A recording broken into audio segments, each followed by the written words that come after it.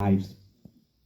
And also, when we read in Luke chapter 4, verses 18 to 19, as it says, "The Spirit of the Lord is upon me, because he has anointed me to bring glad tidings to the poor.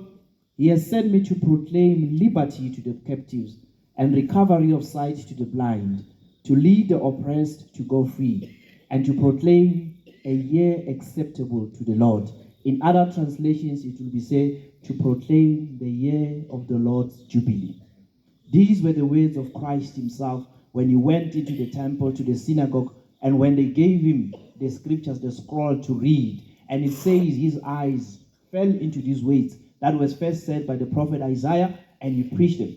Because he was basically summarizing his whole mission, what he has come to do into the world, to proclaim the year's favor, good tidings to the poor, to all of us.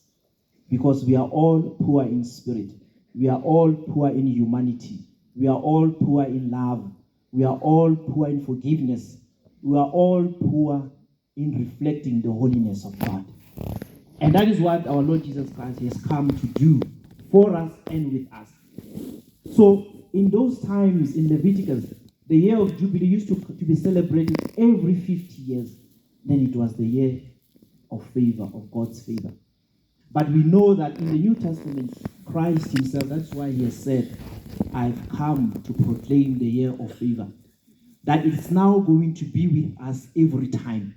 We are in a moment of Jubilee, to be jubilant, to be happy, to celebrate, not to be downtrodden, not to be sad, not to undermine ourselves, not to lose our image, not to lose our self-esteem, because that is not who we are in the face of God.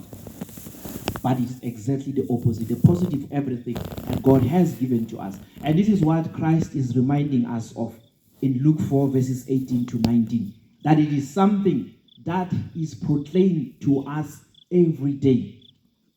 And for us as Catholic, this Jubilee happens every time. When we come together and celebrate the Mass, the Eucharist, as we worship, we are a jubilant. We are a Jubilee people. We are a Jubilee church, because we go through that every day.